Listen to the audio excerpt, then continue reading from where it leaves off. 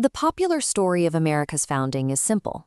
Patriots signed a document, a burst of fireworks went off, and the United States was instantly born. The prequel to that story usually involves Christopher Columbus.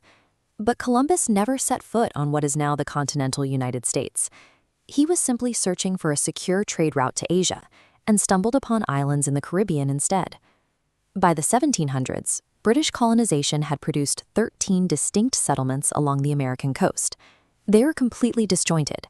They operated under wildly different economies, were populated by different kinds of settlers, and harbored deep, open prejudices against one another.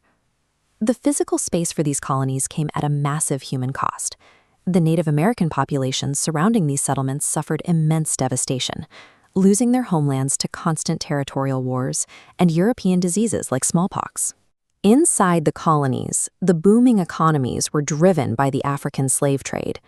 To meet the grueling labor demands of agricultural plantations in the South and industrial sectors in the North, hundreds of thousands of people were forcibly brought from Africa and enslaved. On the eve of the Revolution, you have a collection of deeply divided, highly distinct colonies running brutal labor systems. The only meaningful thing they shared was their British identity. The idea that they would abandon their own interests to band together against their mother country seemed entirely absurd. The friction that eventually united them began in the 1750s. Britain and its American colonies fought a bitter war against France. They secured huge new tracts of land, but the victory left the British Empire with massive financial debt. On this map of British possessions, a jagged boundary is drawn down the western edge. This is the Proclamation Line of 1763. The king, terrified expansion would spark another costly war with native populations, drew this line to explicitly block settlers from pushing west. To deal with the empire's lingering debt, the British Parliament decided the American colonists needed to pay new taxes, reasoning they should share the cost of a war they had won together. The colonists strongly disagreed. The city of Boston quickly became a hotspot for this anger. Massachusetts was heavily populated by independent thinkers who deeply resented the sudden reality of politicians across the ocean telling them what to do. Suddenly, the colonists found their territorial ambitions legally blocked and their wallets directly taxed by a government they couldn't vote for. This combination began to permanently sever their psychological bond to Britain. That frustration escalated quickly. By 1765, colonists in Boston were actively rioting in the streets against the new British taxes. 5 years later, the tension finally snapped. A group of British redcoats fired directly into a civilian mob, killing 5 people in what became known as the Boston Massacre.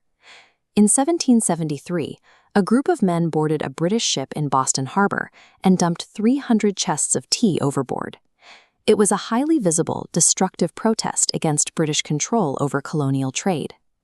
By 1775, the local protests erupted into active warfare.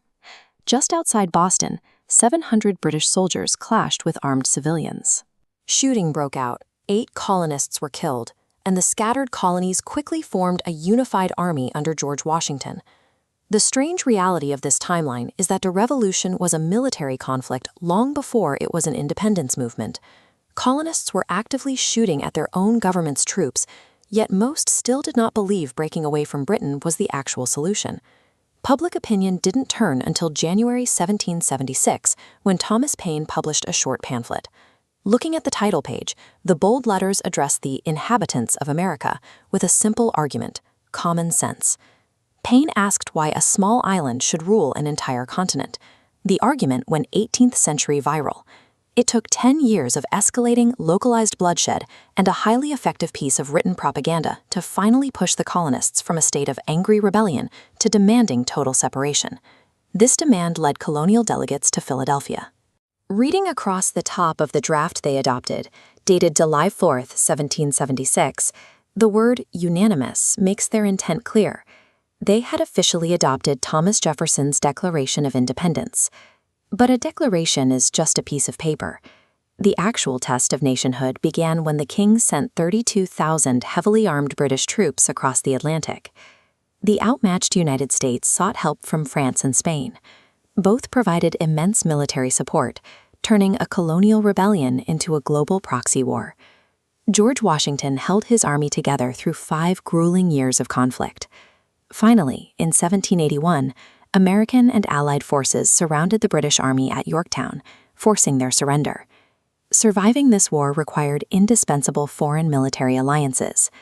Independence was secured on the battlefield, not simply by signing a document in Philadelphia. Even the peace process was messy.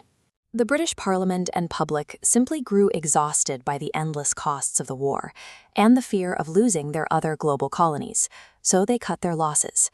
You can see the bitter nature of the breakup in this painting of the Treaty of Paris.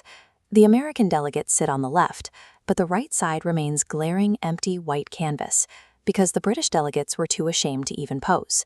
But the departure of the British didn't solve the internal divisions. The 13 states remained split by separate economies and deep prejudices against one another, making the loose wartime government so incoherent that it likely would not have survived another generation. To fix this, they had to design a completely new structural framework. This parchment, starting with the heavily stylized words, "We the people," is the resulting constitution.